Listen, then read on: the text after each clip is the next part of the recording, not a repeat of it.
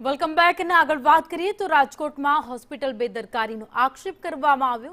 દર્દીનું મોત થતાં જ હોસ્પિટલની ગંભીર બેદરકારીના આરોપ લગાવાયા। બાલાજી હોસ્પિટલના ડોક્ટરો સામે આક્ષેપ કરવામાં આવ્યો છે। ઓપરેશન બાદ ડિમ્પલબેન પોબારનું મોત થઈ ગયું। સર્જન વગર ઓપરેશન કર્યાનો પરિવારે આક્ષેપ લગાવ્યો। નર્સે સારવાર આપતા જ હાલત બગડી હોવાનો આરોપ કર્યો છે તો પરિવારે પોલીસમાં અરજી કરી કાર્યવાહીની માંગ કરી। ત્યારે ડોક્ટર શું કહી રહ્યા છે સાંભળીએ। બરાબર, પૈસાનું આપણે આપણી રીતે પાછળથી જોશું, જે બી હોય આપણે ડોક્ટરને ભલામણ કરશું, બાકી આપણે બીજી કઈ વાત નથી કરેલી નથી। બેન, એવું કીધું છે કે મોબાઈલના આધારે તમે ઓપરેશન કર્યું છે, એવું એ વાત સાવ હકીકત શું છે? ના, એ વાત સાવ ખોટી છે। આપણે ખાલી સગાને એવી રીતે સમજાવેલ છે કે જ્યારે ઓપરેશન પહેલા અમે કન્સેન્ટ લેતા હોય કે જો આમાં જરૂર જણાય તો અમને બીજા ડોક્ટરનો બી ઓપિનિયન લેવો પડે। ઓપરેશન સક્સેસફુલી કમ્પ્લીટ થઈ ગયું। ઓપરેશન દરમિયાન કોઈ કોલ કરવામાં આવેલો નથી અને ઓપરેશન પછી સગાને એવી રીતે જ સમજાવ્યું કે ઓપરેશન વ્યવસ્થિત થઈ ગયું છે, આમાં આપણને બીજી કઈ જરૂર પડી નથી। બેન, એવું પણ વાત હતી કે સર્જનને બોલાવવાના હતા પણ સર્જન આવ્યા નહોતા એટલે તમે ફોન કર્યો તો ચાલુ ઓપરેશન કર્યું। એવું કઈ નથી, એ કદાચ સગાને પેલું મિસઅન્ડરસ્ટેન્ડિંગ થઈ ગઈ હશે કે આવી રીતે અમને કીધું હતું ને બોલાવ્યા કે જે, તો હવે કેવી રીતે એ લોકો ઇન્ટરપ્રિટ કર્યું આપણને ખબર નથી। અમે તમને સમજાવ્યું એવી જ રીતે કે સગાને આપણે કન્સેન્ટના ભાગરૂપે પેલા સમજાવેલા છે અને ઈ ઓન પેપર અમે રિટર્ન બી લખેલું છે કે જે અમે પોલીસને હેન્ડઓવર કર્યું છે।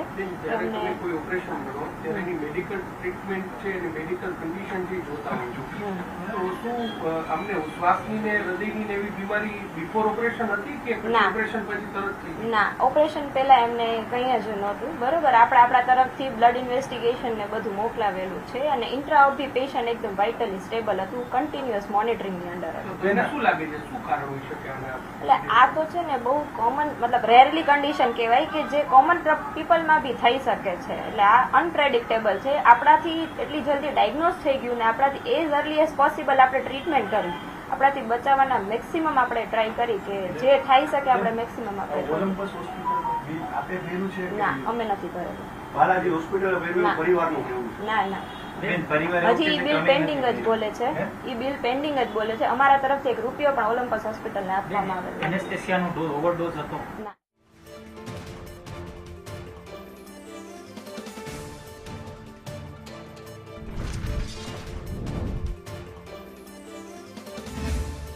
કોઈ પણ જાતના કાંઈ લોહી વગરના કોઈ પણ રિપોર્ટ કર્યા વગર તેમનું ઓપરેશન કરેલ છે અને 11:30 વાગે મેડમે ઓપરેશન થિયેટરની બહાર આવી અને અમને એમ કીધેલ છે કે ભાઈ ઓપરેશન સક્સેસ થયેલ છે। એટલે અમે એને પૂછ્યું કે સર્જનની જરૂર નહોતી પડી, કેમ કે અમને પહેલાં એમ કીધું હતું કે ભાઈ સર્જનની જરૂર પડશે તો અમે બોલાવશું।